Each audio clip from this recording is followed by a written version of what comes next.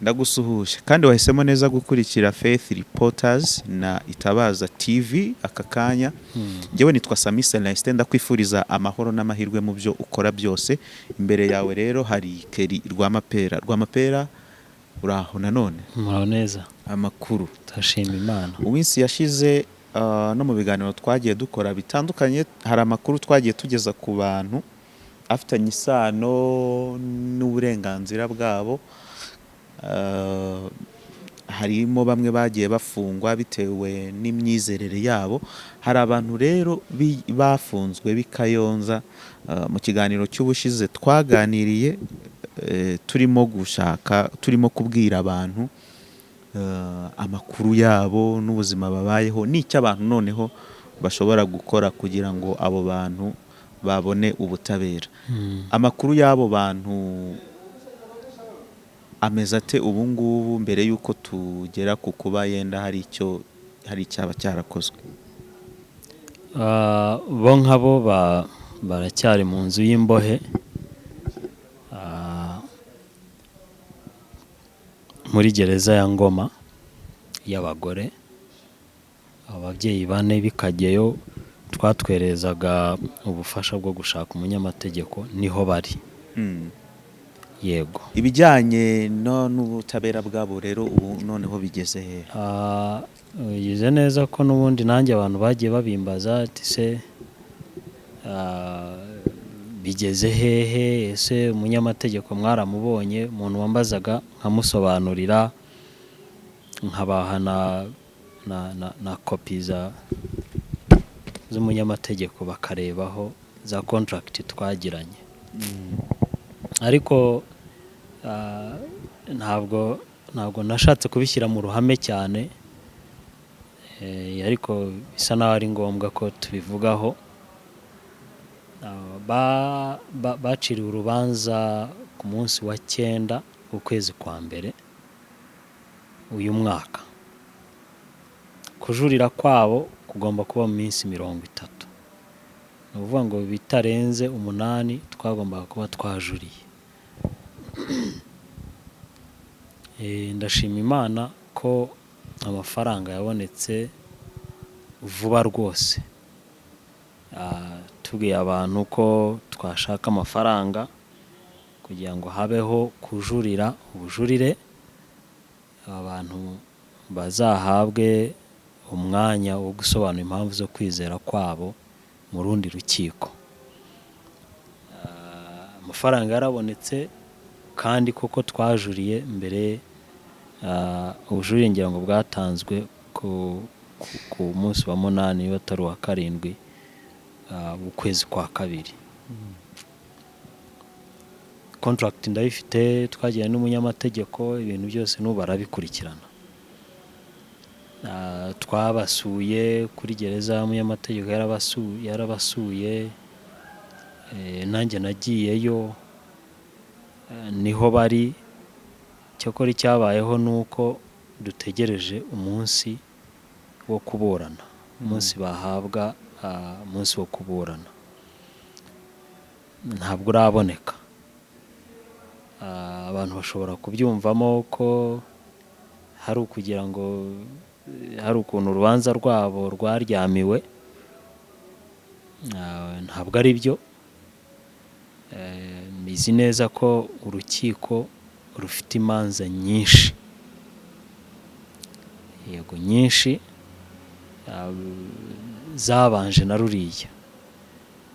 N'ikimenyimenyi nuko hari n'abandi bari baburanye na mbere yabo ngabo, ariko bo baracyari mu magereza, nabo ntibaraburana, ntibaragira iyindi minsi yo kuburana. Mu bigaragara nuko inkiko zifite imanza nyinshi. Iki ni ikibazo kizwi hano mu Rwanda ko inkiko zifite imanza nyinshi, abacamanza ari bake. Nicyo kibazo gihari. Turategereje nibikunda bakabona umunsi wo kuburana, bigishoboka ko abantu koko bajya mu nkiko bakaburana, kuko iminsi ihinduka vuba. N'ubu ushobora gucya akavuga ngo umuntu utaratewe urushinge rwa covid, dore ko bazazana n'igikoresho gipima abantu, ahubwo utaratewe urushinge rwa covid aramutse ahawe ubutabera byabyisha amahame y'ubutabera nkuko babikoze na mbere. Bashobora kubizana n'umuntu wajuririwe ntahabwe ubutabera. Isi yacu turimo niko imeze, abantu bose babaye injiji mu bintu byinshi cyane, ubona uburyo batekereza ukibaza n'icyabaye, ukibaza icyo ari cyo ntubyumve. Ariko kugeza ubu amahirwe aracyahari baramutse babonye umunsi wo kuburana, kuko impamvu twajuririye ni uko mu rubanza rwa mbere bajyaga gusobanura ibyabo, umucamanza ati sigaho, bashaka kudusomera ibyahishuwe se. Kandi baraburana impamvu zo kwizera kwabo, baraburana impamvu bakoze ibyo bakoze n'impamvu batakoze ibyo bababaza, bafite inyandiko, bafite aho babisoma. Rero turavuga reka tujurire ibi bintu, umucamanza umunyamategeko azahagarara asobanura uburenganzira bw'aba bantu, ko bafite uburenganzira bwo kuvuga ibyatumye baregwa, bakaburana, nyuma bahabwa amahirwe yo kuburana mu byo bumva baburanamo, urukiko ibintu bikazumvwa, urukiko rukazaca urubanza uko rushaka. Rero uwo munsi wo kuburana turawutegereje, nturaboneka. Dutegereje ko urukiko ruzawutanga. Habaye no kwandikira perezida w'urukiko kugira ngo bamwibutse uko aba ni ababyeyi bafite, ariko birumvikana ko n'abandi benshi baba bafite impamvu, baba bumva ko nabo imanza zabo zakwihutishwa, ibintu bigendera ku murongo. Kugeza ubu ni uko nguko niko bihagaze. Yego. Ni ukuvuga ngo abantu mudukurikiye murumva ko ibyo bari bakeneye kugira ngo bajurire byarabonetse, ari amafaranga yahise aboneka vuba, ari n'amasezerano arya buriya n'ay'akazi n'umwavoka, ni amasezerano y'imikoranire nayo yarakozwe. Ubwo igisigaye ni umunsi bazajuririraho, tuzamenya bitewe n'urukiko. Ndumva wenda ikindi navuga ku kibazo cyabo, n'ubu bafite ibibazo byinshi aho bafungiye, uretse ibintu bisanzwe, uburyo baryamo. Abantu b'Imana ntabwo bapfa kurya ibyo babonye byose bafite ibyo batarya. Muri iyo minsi bigeze gufata abana babo, uzi ko abantu bafunganywe abana babo, harimo 2 bafite abana bari mu myaka 2 aho ngaho, barasa neza cyane, neza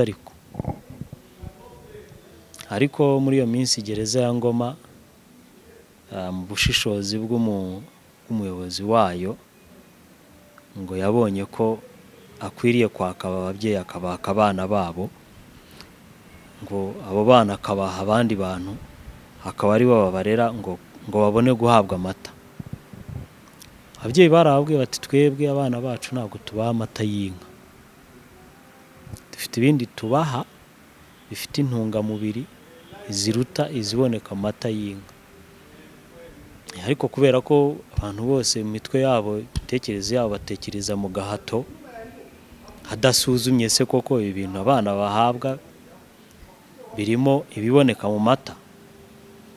Buriya abantu bose sinzi ikibazo gihari rwose, njye ndeba n'abantu bikanyobera. Umuntu iyo bamubwiye ngo umuntu akwiriye kunywa amata, yumva ko icyo agomba kunywa ni kara, full stop. Ntashobora kwibaza amata arimo iki, niba undi ayabibona mu binyampeke. Nuko nyine ngo barabafata babaka abana, barabajyana babazana imifa y'inyama n'inyama nyinshi n'amata. Hano ni abahemu cyane, uretse ko nta n'urya amata ngo anywe nta muntu urya inyama ngo anywe n'amata. Ariko ibyo bintu gereza yarabikoze. Gereza ya Ngoma ibintu mvuga nibyo, nuko abana barabyanga. Ahubwo nabo ntibamenye ibyakurikiyeho, niba barakubise ibyana byananiranye nk'ababyeyi babo, iyo sinzi. Abana nyine barabyanga, bafata abana babo bati mufate ibyana byanyu bimeze nk'amwe, barabasubiza. Ubwo ababyeyi ngo bararoga abana, ngo babashyiramo imyumvire mibi. Baba bameze bate? Icyo nacyo ni icyaha. Bigeze kubera ibintu nk'ibyo babafashe baba hani igihano cy'iminsi 2 batarya batabona n'utuzi, bari n'ahantu solitary confinement. Sinzi uko ntacyita mu Kinyarwanda. Nyine ni muri gereza, ariko hari ahandi hantu bashobora kugushyira utabona umuntu. Gereza yo muri gereza. Gereza yo muri gereza. ngo imyumvire ngo ibavemo. Imyumvire yihe? Ngo kuko batariye amavuta, ngo kuko abantu b'Imana bafite impungenge ko amavuta akorwa harimo ingurube. Abantu badventiste ntiturya ingurube. Rero kubera ko batize ayo mavuta, icyo nacyo kikaba igihano. Iminsi 2 batarya batanywa, bari muri solitary confinement. Nibo babinyibwiriye, nagiyeyo. Bajyaga no kubaha iminsi myinshi, ariko bapfa kubavanayo ngo imyumvire bavemo, ngo n'abana babo ngo bakunde banywa amata y'inka. Ababyeyi babitse inka ntituzizi. Nk'umuntu nyine ufitiye ugaburira umwana we, aba afite impungenge z'ibyo umwana arya, nta kindi. Ariko umuyobozi wa gereza mu bushishozi bwinshi afite, we abona ko aba bantu bari ibyihebe, abona ko batababariye abana babo. Abana ngiye narababonye, abana nta kibazo bafite, barasa neza mu byo babona, kuko hari abantu b'Imana bagenda babohereza udufaranga, babaha imbuto, babashakira utuntu dukomoka ku binyampeke, babaha ibintu by'imboga. Kandi na hano hanze uba wumva bavuga gahunda ya leta ko abana bakwiriye kurya imboga. Kuretse ko na hano hanze abana bose ntibabona amata, ariko umwana utabonye amata yo muri gereza, utariye n'inyama, barabimuhata. Agahato kabaye kenshi mu mitwe y'abantu, nta kindi batekereza bashobora kubwira abantu uretse kubahata. Ibyo bintu barabimbwiye, ariko sinumiwe, ndabizi ko niyo mitekerereze mu mitwe y'Abanyarwanda benshi, cyane cyane abantu batize ibyanditswe byera, ibintu byabo byose babikorera ku gahato. Ikindi cyabaye, babatse ibitabo by'umwuka w'ubuhanuzi, ibitabo by'itorero ry'Abadventiste b'umunsi wa 7. Barabibaka ngo ntibemerewe kubisoma, ngo nibyo bibangiza mu mitwe.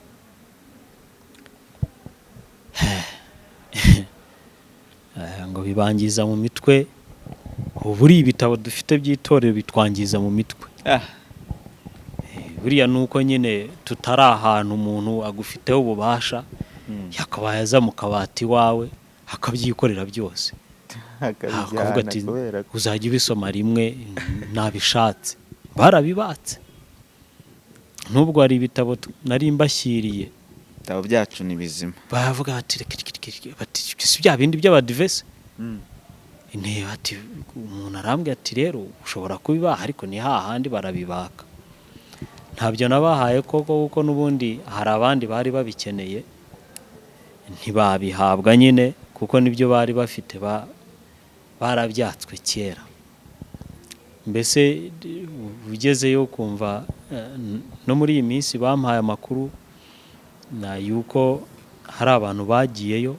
Iyo abantu bagiyeyo turavugana, habamo bamwe muri bo babuze, nta busobanuro ngo ari hehe, barababuze.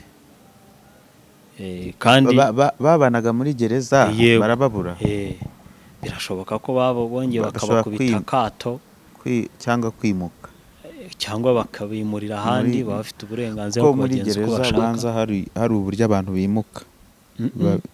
Kuko bari barambwiye ko bamwe muri bo ngo babonaga ko aribo bakerebutse, nako ko aribo bangiritse kurusha abandi, bangiza abandi, ko bazabafata niba ngo bakabajyana Gitagata niba hehe simbizi, ngo n'abandi ngo bahora batera ubwoba ngo dushobora kubashyira ahantu mwebwe nyine ya indi solitary confinement. Ni mbi cyane. Urumva iyo umuntu uri muri gereza ikintu kigutera ibyiringiro kugira ngo utagira na toroma mu mutwe, nuko uhura n'abantu, nuko umuntu wawe agusura. Ariko ubwo burenganzira bwose barabubaka, nta nubwo tububuranira ngo babubahe, kuko tubizi ko nta burenganzira bafite, kuko iyo baba bafite ntago bajya kubafungira kutikingiza. Ariko bamenye ko ibyo bintu bakora bo barakora icyaha n'imbere y'Imana. Rero barababuze, ni abantu niko bambwiye. Ndagerageza ndebe ko nanjye najyayo, nanjye babimpamirize, nanjye mbyibonere. Mbese kubera ko harimo abantu benshi bagiye bafungwa, harimo abantu bavuye i Kayonza b'amatsinda abiri, abo 4 bakageyo, bari abafatiwe i Kabarondo, harimo n'abandi bavuye i Gatsibo, harimo n'abandi bavuye Rukumberi, ababyeyi barunze aho ngaho kubera ibyaha nk'ibyo. Rero bagenda ngo barambwiye bati bagiye kudutoranyamo bamwe babona ko ari twe twangiza abandi, niko babivuga, ngo bagire uko batugenza. So muri iyi minsi ubushize mu cyumweru gishize hari abagiye barababura, mpita ntangira kwibaza nti se baba barabaye ijyanye uko nguko nk'uko bari bafite izo mpungenge, dore ko n'ubundi barigeze kubaha solitary confinement y'iminsi 2 batanarya. Ni ibintu byinshi abantu bakora by'ibyaha imbere y'Imana bakwiriye kwihana. Ijambo ry'Imana igihe cyose rivuga ubutabera. Zaburi ya 83, reka nyisome.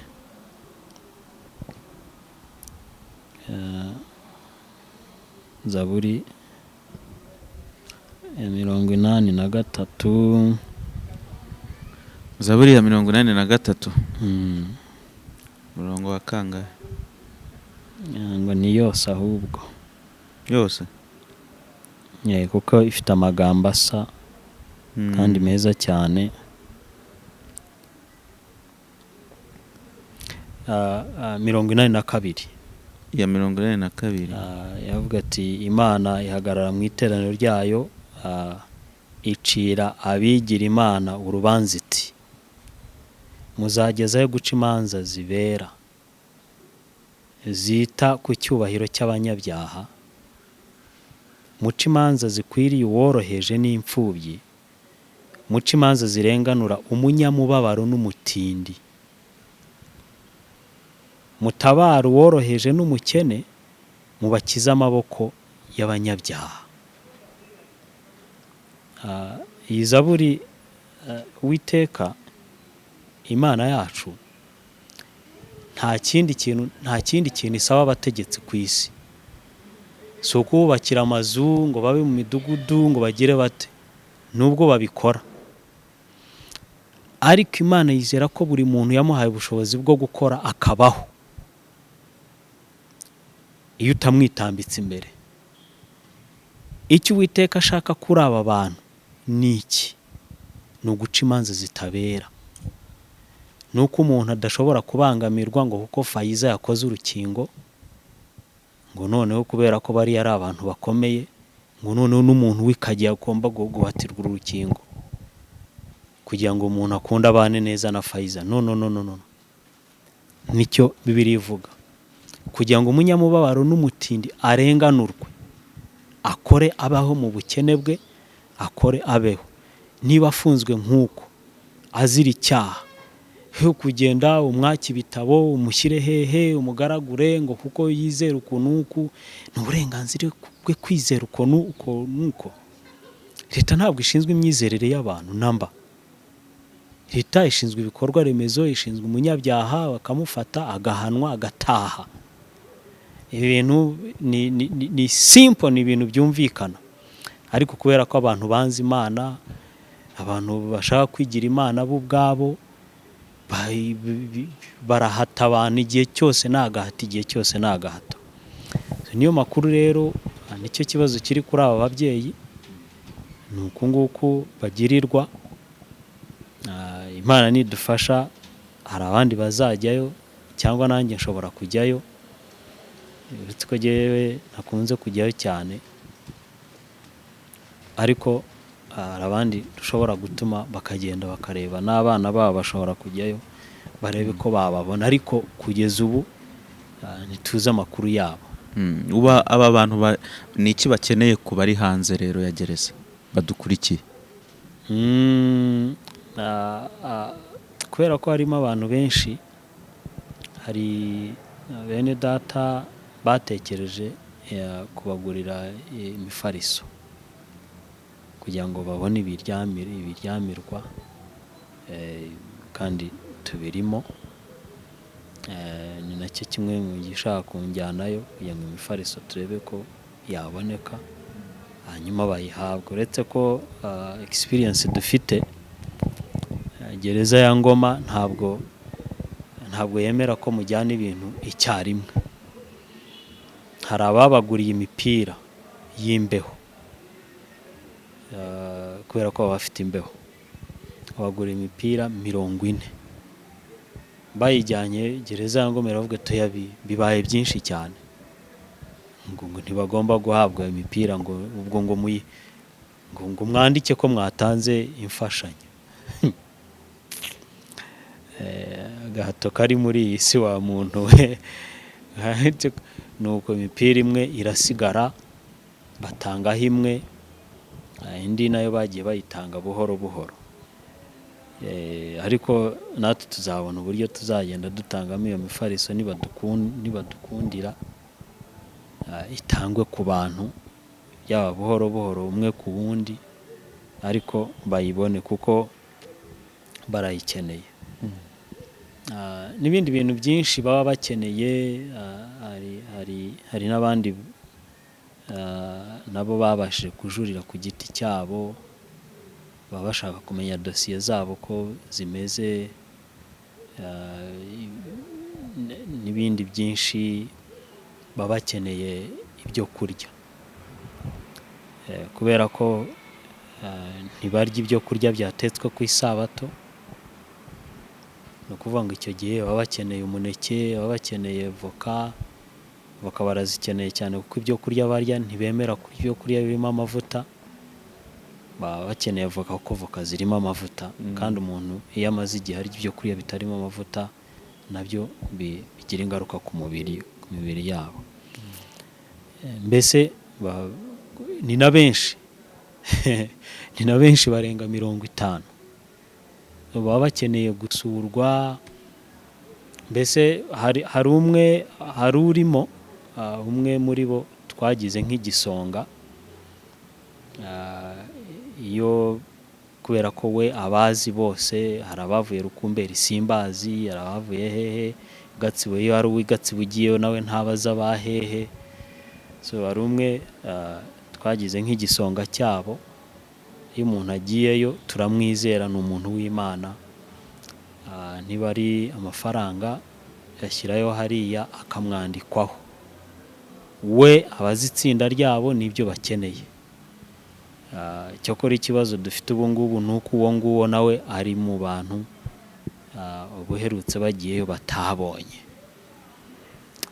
Nibyo bibazo bihari, ariko baba bakeneye kwitabwaho mu buryo bwinshi, cyane cyane mu byo kurya. Ikindi nababwira cyabayeho ibintu by'ubuvuzi. Umwe muri bo wari muri iyo gereza, yaje muri iyo gereza ni inkuru bampaye, arwaye sida, ari no ku miti. Ageze muri gereza kugira ngo nanone bazongere bamuhuze centre de santé, yongere abone imiti akomeze, ntibyahita bikunda. Umubiri uhita utangira kugira ikibazo kubera ko yaretse imiti. Abantu b'Imana bamugira inama y'utuntu tw'utuboga duke, ibitunguru, inyanya n'ibindi bishobora kuboneka, agashyiraho, agakamuriraho indimu, utuntu turi aho abantu basuzugura. Yahise yoroherwa, amererwa neza. N'abandi benshi bagiye bavurwa hariya muri iyo gereza. Hariya muri gereza, iyo umuntu abonye igice cy'indimu, mu gihe wowe ushobora kubona indimu ukazinywa mu mazi, ukazirya salade, ukazishyira hehe ntukiri ibicurane, uw'igitonyanga kimwe kubwo kwizera cy'umushongi w'indimu, ibicurane n'inkorora birakira. Agasate k'agatunguru kukabona hariya ni umuti ni igicupa cya paracetamol. Abantu baba bipakira nyinshi cyane. So bari abantu b'Imana, iyo babonye utu tuntu duke, iyo ubasuye ukabashyira utu tuntu batugura aho ngaho muri kantini zabo, ukatubagurira, cyangwa ukabasigira amafaranga muri sosiyale yabo, nabo bakabyigurira, bagakomeza kugenda babyigurira, bakira indwara nyinshi. Nta bwenge narababonye ku maso, urabareba, ni abantu b'Imana, barakeye, nta nubwo wamenya ko babwirirwa. Abana babo bameze neza, mbese nta kidasanzwe cyabaye ku mibiri yabo, mu gihe abandi amaganya yarabishe, ariko bo ni abantu bishimye. Bityo rero niyo makuru ariho, n'ibindi byinshi tutavuga muri iki kiganiro. Biba bikeneye ko umuntu, hari n'abantu bajya bampamagara, nibyo koko, ariko bituma mara igihe kinini kuri telefone. Rwose iyo nitaye kuri telefone, hari n'igihe mara icyumweru nta n'ikintu nkoze, kubera kwitaba amatelefoni, mbaza iki, amakuru y'abo ngabo bari muri gereza, utuntu twinshi, ugasanga nsubiza kuri message kuri WhatsApp, abampamagara. So ugasanga icyo navugaga nti hari ibintu byinshi ntashobora kuvuga hano, ariko nkaba nshobora kubibwira umuntu ku giti cye. Ariko nabwo nkumva nimbwira abantu ngo baze kumpamagara, bashobora kumbana byinshi, nkabura uburyo nanjye nirwanaho mu mibereho yanjye yo kubaho. Bityo rero aba bantu dukomeze tubasengere. Imana niyo ibizi niba bazabona umwanya wo gusobanura impamvu zo kwizera kwabo imbere y'abategetsi b'abacamanza. Nibikunda tuzabishimira Imana, nibitanakunda Imana niko izabishatse. Ariko twarajuririye, urubanza rwabo dutegereje umunsi wo kuburana. Yego, ndumva ari byo ngibyo. Muri make tumenye aho bigeze, abari badukurikiye mumenye amakuru n'aho bigeze, uko byatangiye n'uko byakomeje, n'abatanze inkunga, uburyo inkunga yakoreshejwe, n'amakuru kandi muri rusange y'ubuzima. Uburyo inkunga yakoreshejwe, kubera ko twari twasabye miliyoni 2, kuko miliyoni 2 zarabonetse, ariko umunyamategeko nagomba kumuha igice, miliyoni 1. ariko mbona miliyoni yindi naba nyifite nyikoresha iki. Twasabye miliyoni 2 kuko nizo zasabaga umunyamategeko, nizo yashakaga buri muntu 500,000 n'ababyeyi 4. Umunyamategeko yari yemeye ko muha miliyoni 1, iyindi nkazayimuha urubanza rurangiye. Ariko nabonye gusigarana miliyoni 1 ntacyo naba nyikoresha nanjye, niko kumuha miliyoni 1,500,000. Ibi bintu mbifitiye resi na contract irabivuga. 500,000 azayahabwa nyuma, ariko nayo 500,000 sinayabitse. Abana b'uwo muryango bo barabizi, ndetse no ku rubuga rwa Faith Reporters bariho, n'abantu bavuganaho nabo. Hari ibintu byinshi twagiye tubafashisha, ndetse n'abo babyeyi ubwabo mu buryo bwo kubasura hari ikintu kibasigirwa. Ayo 500,000 rero yakoze ibyo ngibyo, ararangira. Urubanza nirurangira ayo 500,000 yandi ntabwo azabura kuyongeraho, n'umuntu umwe yayatanga. Ariko n'umwe atabonetse nzabibwira abantu b'Imana, n'ubundi ayo mafaranga yandi tuzashaka tuyashyireho. Yego, tumva ari ibyo ngibyo twabwira abantu. Nihagira andi makuru mashya tumenya cyangwa ibindi twababwira kuri ku kibazo cy'aba babyeyi bari muri gereza, ubwo tuzababwira. Hasigaye reka mbashimire mwebwe mwese mwafashe umwanya wanyu mukadukurikira. Njyewe nitwa Sami Celestin, nari kumwe na Kelly Rwamapera. Imana ikomeze barinde.